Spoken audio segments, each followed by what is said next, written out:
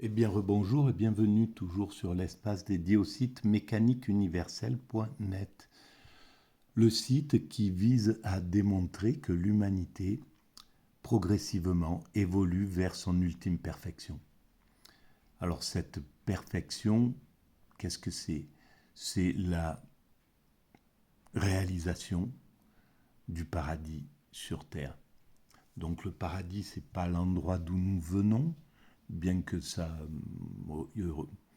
ait une petite connotation du paradis. Lorsque nous étions des primates naturels, c'est une sorte de vie qui pourrait s'apparenter au paradis, dans une vie dans l'immédiat, mais le fait d'être soumis à ces pulsions, aux caprices du climat, soumis aux prédateurs, à l'agressivité des systèmes dominants-dominés, etc., fait que il n'y a pas une tranquillité totale qui permet d'être dans un état paradisiaque. Alors que nous allons vers cet état paradisiaque dont je parle, c'est-à-dire le fait d'écarter l'ensemble des dangers que l'homme peut avoir. Nous y travaillons, hein, nous travaillons à rendre l'humanité sans danger, et nous atteindrons ce degré.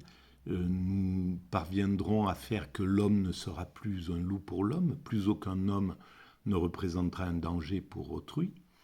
Nous répondrons à toutes nos questions existentielles qui font que nous sommes dans une sorte d'intranquillité. Qu'est-ce qui se passe après la vie? Qu'est-ce qui a créé cet univers, etc. Toutes ces questions-là, nous finirons par y répondre et par comprendre pourquoi nous sommes présents à cet univers, à ce monde, pourquoi l'humanité a émergé comme ça du monde naturel pour devenir ce qu'elle devient, etc. Bon, bref, voilà. Et donc, on va vers cet état de perfection, mais sans le savoir. Pour l'instant, c'est de façon inconsciente, intuitive.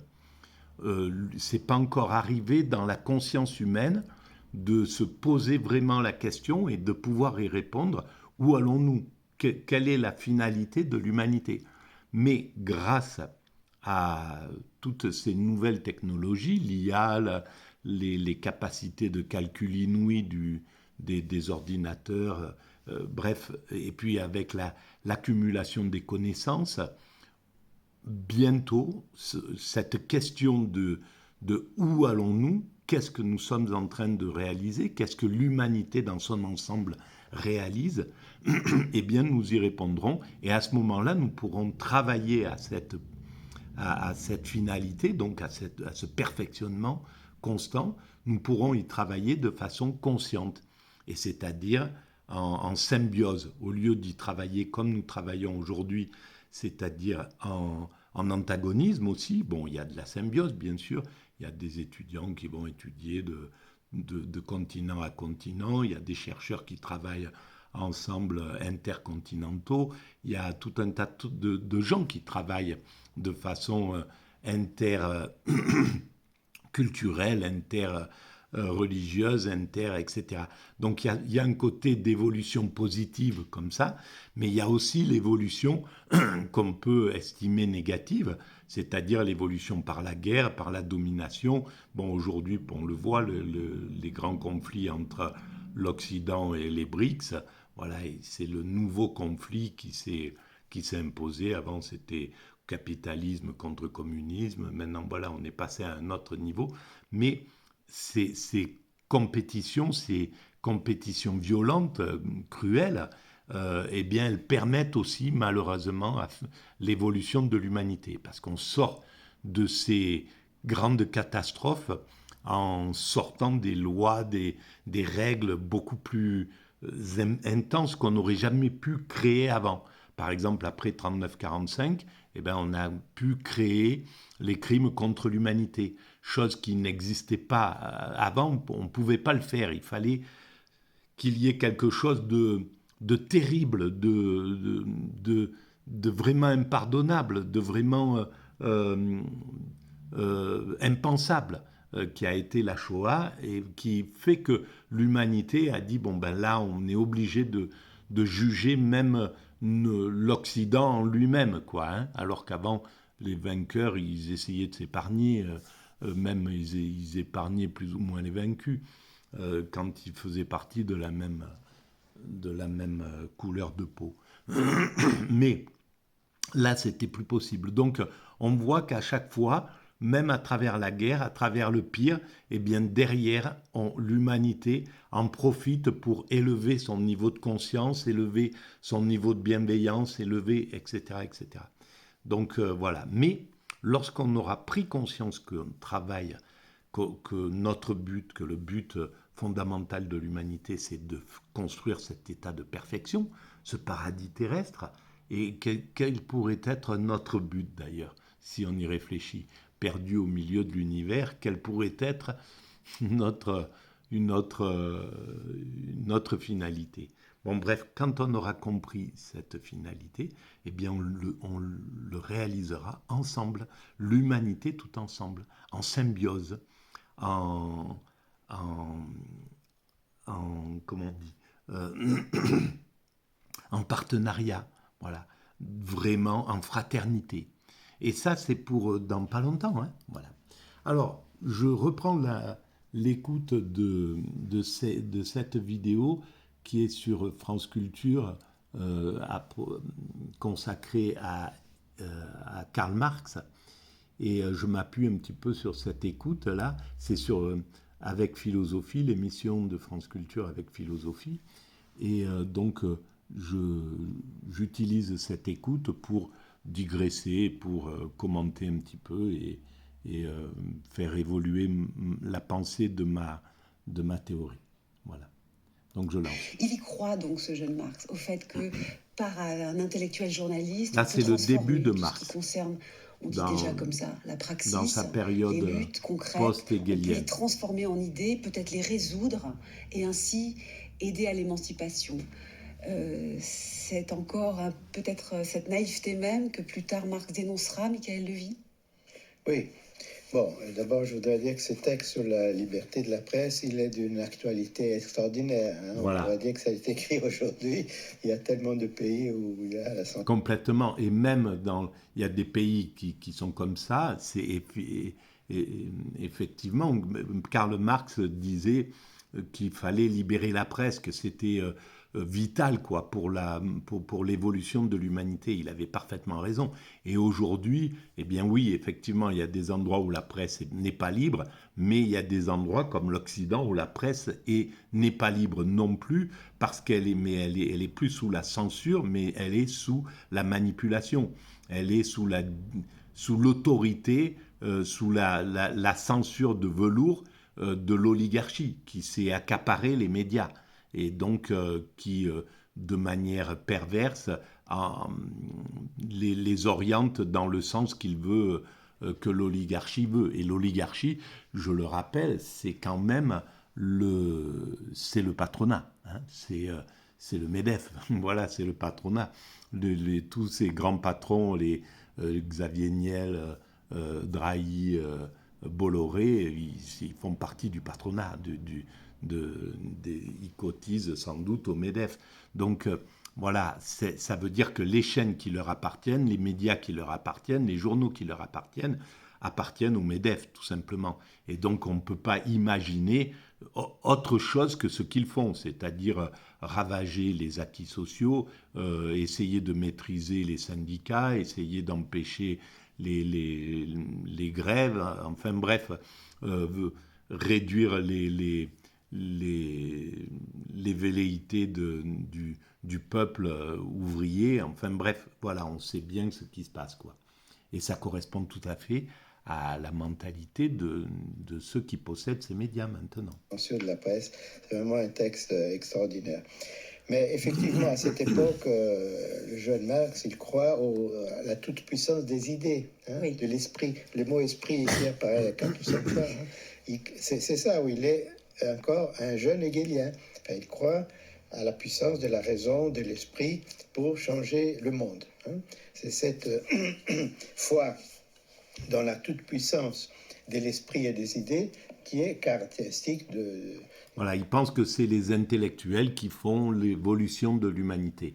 Alors qu'en réalité, plus tard, il comprendra que, en fait, c'est le peuple, c'est la souffrance du peuple, c'est le peuple par sa souffrance, sa révolte, etc., qui va obliger les intellectuels qui sont du côté de l'empathie, qui sont du côté de la justice, de pouvoir trouver critiquer le système et puis proposer des systèmes novateurs, comme le marxisme, justement. Disons, de ces courants jeunes hegeliens de gauche. Bon, voilà, disons, l'état de sa pensée à ce moment-là. Mais au moment, disons, le film de Raoul Peck, qui est un film extraordinaire, hein, bon, il montre un conflit entre le jeune Marx et les jeunes hegeliens. C'est pas tellement ça. Les conflits étaient avec les actionnaires libéraux bourgeois, disons. Les réactionnaires, vous voulez dire? Non, les actionnaires. Ah, les actionnaires du journal. Les propriétaires du journal. Qui avaient peur. Qui étaient prêts à un compromis avec l'État prussien. Et le jeune Marx refuse ça. Donc, il y a un clash. Voilà. Donc, là, déjà, évidemment, à l'époque, c'était novateur de passer sur le libéralisme. C'est-à-dire que les journaux, etc., appartiennent à des oligarques, à des libéraux. Mais sauf que c'est la même chose. Marx a compris que, oui, les patrons de presse, ils étaient du côté, malgré tout, de la réaction, du côté du système réactionnaire. Et donc, ils n'acceptaient pas ça. Voilà. Sauf qu'à l'époque, il n'y avait pas de pensée pour pouvoir, je ne sais pas, hein, mais de pouvoir penser que les médias pouvaient être complètement indépendants et du politique et du marché et du patronat, pour être une position centrale entre le peuple et les dominants et capable de protéger le peuple de la voracité des dominants. Et ça, c'est ce vers quoi l'humanité doit aller. Maintenant, là, les médias appartiennent encore à... On les a vendus, les hommes politiques les ont vendus au patronat, mais il va falloir que l'humanité travaille à les sortir, à les libérer de cette emprise du patronat, parce qu'on se rend compte que c'est négatif. Donc comment faire pour qu'ils soient indépendants, qu'ils appartiennent à l'ensemble de l'humanité, au peuple comme aux dominants, quoi, hein, comme aux oligarques, mais que ça ne soit pas les oligarques qui les détiennent clairement, qu'ils appartiennent au peuple. Alors il y a moyen, hein, c'est qu'ils soient payés par le peuple, par des redevances tout simplement, mais qu'ils soient extraits de toute influence et par l'oligarchie et par le patronat. Et par les dominants. Et disons, il démissionne, bon, donc il y a un clash. C'est pas exactement comme le président Raoul Peck, mais il y a une confrontation à ce moment-là parce qu'il ne supporte plus de compromis avec les Et c'est là où on voit à quel point Marx est génial. Il y a quelques personnages, et courageux. On a parlé d'Arnold Ruge pour la presse, mais il y a des personnages philosophes qui inquiètent un peu et qui nourrissent les jeunes hegeliens, mais qui inquiètent leur confiance dans les idées. Je pense à... C'est un peu pour dire, c'est un peu comme si ceux qui se disent philosophes maintenant refusaient d'aller, disaient vraiment clairement, je n'irai pas sur ces news BFM, etc., LCI, je refuse de participer à ce... Voilà, et je pense que Marx aujourd'hui et tous les grands philosophes aujourd'hui refuseraient de passer dans des choses qu'ils comprennent oppressives pour le peuple. Feuerbach, Ludwig Feuerbach, qui est plus âgé, vraiment pour aller les qui a critiquer. 14 ans plus que Marx, qui n'est pas vraiment dans le mouvement des jeunes hegeliens, mais lui, dès 1839, il a commencé à critiquer, dans une critique de la philosophie de Hegel, Justement, disons, la certitude de Hegel de toujours toucher le concret par la pensée. Il dit, oui, enfin, il a fait du concret, je le cite, un prédicat de la pensée. Il dit qu'il touche le concret, mais il ne s'est pas vraiment confronté à ce qui est extérieur à la pensée. C'est un motif très important chez Feuerbach. Les jeunes hegeliens prétendent faire mieux que Hegel, mais c'est vrai que Feuerbach, qui écrira en 1842 et 43 des textes importants, le principe de la philosophie de l'avenir, etc., commence déjà à inquiéter leur certitude, non? Disons, je pense Principe pas en de la philosophie de 1942. l'avenir. Ça, c'est super intéressant. Principe de la philosophie de l'avenir. Qui c'est qui a écrit ça? J'ai pas entendu. Principe de la philosophie de l'avenir. Ça, c'est qu'est-ce que c'est l'éthique? Hans Jonas, la question de l'avenir. Les philosophes de l'avenir. Bon, il faudra que je relise, que je réécoute ça. C'est pas grave. Tant pis. Voilà. Le jeune Marx est encore dans cette orientation hegelienne, disons, de l'état rationnel. Oui. C'est en 1843-44 qu'il va, disons, passer à Feuerbach, si on veut. Il va s'approprier la pensée de Feuerbach. C'est trop tôt pour mettre la Feuerbach dans le paysage. Qui va devenir décisive pour lui. Oui. Ouais, c'est l'étape suivante. D'accord. Et qu'est-ce que vous en pensez, Pauline Clochec? Après, il faut qu'on parle d'un autre personnage qui est Auguste von Kieskowski et qui, dès 1838, disait qu'il fallait mettre au cœur de la pensée la volonté et ainsi développer la vérité dans l'activité concrète. Ça marque beaucoup les jeunes hegeliens. Alors, Kieskowski et Feuerbach, quelle place faut-il leur faire, disons, dans l'horizon du jeune hegelianisme? Alors, Kieskowski, lui, effectivement, il n'est pas directement un jeune hegelien. Et d'ailleurs, lorsque le mouvement jeune hegelien se constitue, lui va voir des vieux hegeliens et leur dit il faut qu'on s'allie contre cette bande de jeunes qui ont la tête trop près du bonnet. Mais il n'en demeure pas moins que Kieskowski, dans cet ouvrage de 38, Les Prolégomènes à l'historiosophie, établit et diffuse un certain nombre de thématiques que vous avez rappelées, la philosophie de la pratique, la philosophie de l'action, une philosophie qui se fasse action et volonté pratique, qui vont être, notamment au travers de Ruge, mais c'est aussi un peu repris par Marx, des thématiques structurantes dans le jeune hegelianisme, parce que, justement... Alors, le jeune hegelianisme, donc, c'est ceux qui vont prendre le côté... pas spirituel de Hegel, mais le côté matérialiste, on pourrait dire, le côté de la philosophie de la vie, de la philosophie de l'action. Et donc, voilà. Faire de la philosophie qui, dans son format, dans son style, le style pamphlétaire, très ironique, très sarcastique de Marx, qu'on vient d'entendre,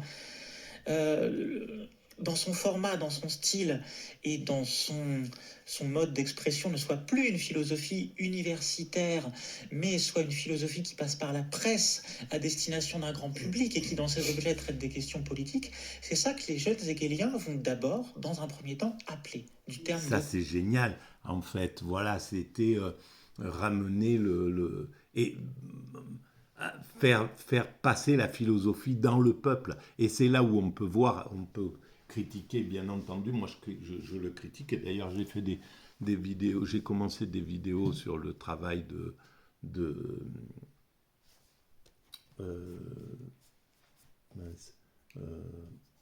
bon, bref. Oh purée, ça c'est terrible. Hein, quand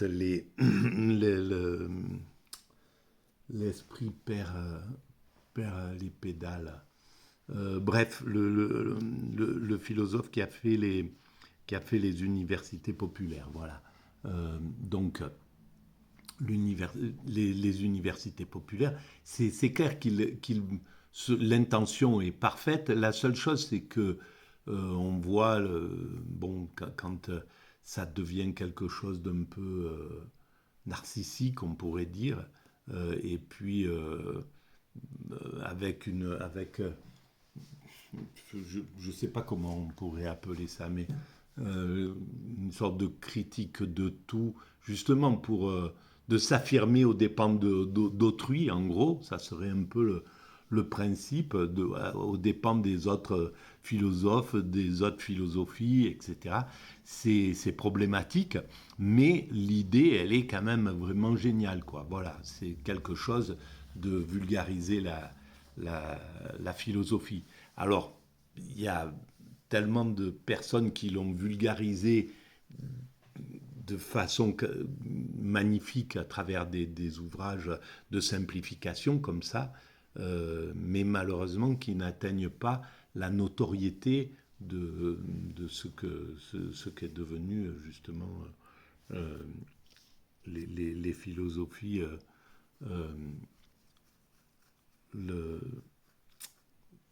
les universités populaires. Voilà. Bref.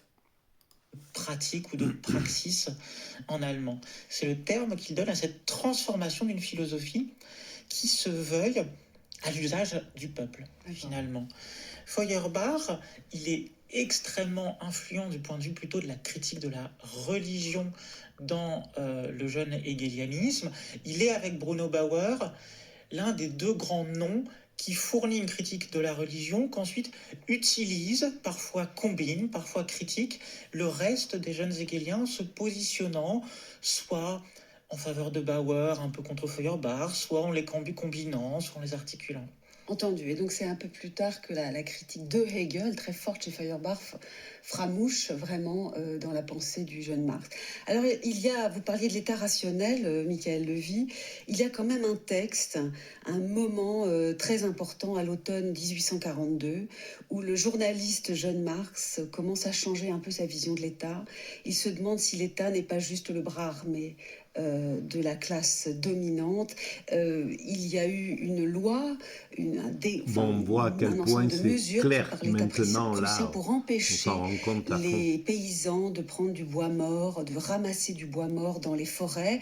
Et évidemment, ça satisfait beaucoup les propriétaires terriens. Ils ont eu ce qu'ils voulaient. La répression des paysans, d'ailleurs, va être... Voilà, c'est une horreur, quoi. À interdire de ramasser le bois mort, et ça me rappelle ce film des frères Taviani, L'arbre au sabot. Mais on ne peut pas s'imaginer à quel point, quand le système dominant, et c'est pour ça que là on est dans un moment tragique, dans un moment de souffrance pour le peuple, parce que l'oligarchie, donc les dominants, donc les industriels, les riches, ont pris le pouvoir sur le politique et lui dictent c'est ce qu'il doit faire, et donc le pousse à ravager les acquis sociaux, à faire chier les ouvriers, quoi, parce que le système du patronat ne veut pas que les ouvriers soient heureux. C'est juste c'est un mécanisme complètement incroyable que j'ai analysé, mais il ne peut pas, le patronat, quand il a les moyens de rendre malheureux ses ouvriers, il le fait d'instinct. Pourquoi ? Parce que lui, il ne peut pas toucher au bonheur, il touche au plaisir d'avoir le pouvoir, de créer, d'entreprendre, le plaisir de jouir de l'argent qu'il gagne, etc. Mais il n'atteint que le plaisir, il n'atteint pas le bonheur. Le bonheur, c'est autre chose. Le bonheur, c'est quelque chose de simple, tu vas travailler, tu fais ton boulot, tu es heureux dans ton travail, il y a de la fraternité entre les gars, ça se passe bien dans le boulot, puis tu rentres chez toi, tu as fini ta journée, tu as gagné de quoi vivre normalement, tu retrouves tes amis, tu bois un coup, tu retrouves ta famille. Voilà, c'est ça le bonheur pour le peuple. Le peuple, il peut accéder au bonheur, mais justement par réaction, le patronat ne veut pas. Quand il peut ne pas donner de bonheur à ses ouvriers, il va le faire instinctivement, parce qu'il n'a pas compris à quel point s'il donnait du bonheur à ses ouvriers, il recevrait du bonheur en échange. Mais il n'arrive pas à prendre cette conscience-là, de rendre heureux ses ouvriers. Et on le voit, même dans les mecs qui sont multimilliardaires, les Elon Musk ou quoi que ce soit, ils n'arrivent pas à faire vraiment, à rendre véritablement heureux les ouvriers. il y a quelque chose qui les empêche de faire ça. Et c'est pour ça que l'État est là normalement pour obliger le patronat à rendre heureux les ouvriers. C'est ce qu'a fait l'époque de Gaulle jusqu'à Pompidou, peut-être, etc. Voilà, c'est ce qu'ils ont réussi à faire en obligeant le patronat à donner du bonheur à leurs ouvriers en compensation de leur travail. Et dès que le patronat est devenu tout puissant, dès que le capitalisme a tué pas tué, mais a neutralisé le communisme qui lui servait de garde-fou, eh ben, il est rentré dans cette toute-puissance, il s'est payé les hommes politiques, il s'est payé les médias, etc. Donc tous les organes capables de protéger le peuple, il s'est payé les syndicats, il s'est payé... voilà. Et à partir de là, ben, il a rendu malheureux les ouvriers jusqu'à ce qu'ils se révoltent et que ça devienne les gilets jaunes et qu'ils ont réussi à neutraliser par la violence les dominants, etc. Et donc, on voit que c'est quelque chose de pathologique. Ils ne le font pas exprès, hein, les dominants, de rendre malheureux de façon consciente. C'est de façon inconsciente que ça se déroule, cette chose-là. Mais en tout cas, c'est ce qui se passe. Voilà, ça m'a permis de commenter cette chose-là. Je vais arrêter pour cette vidéo et voilà, si vous pensez que ça a un peu d'intérêt, vous pouvez vous abonner, vous pouvez mettre des pouces, vous pouvez écrire des commentaires, vous pouvez envoyer le lien à vos amis, vous pouvez aller visiter le site Mécanique Universelle, donc où je parle de tout ça. Je l'ai écrit dans les années 2000. Et voilà, il est en ligne depuis cette époque-là. Voilà, je vous remercie et à très bientôt.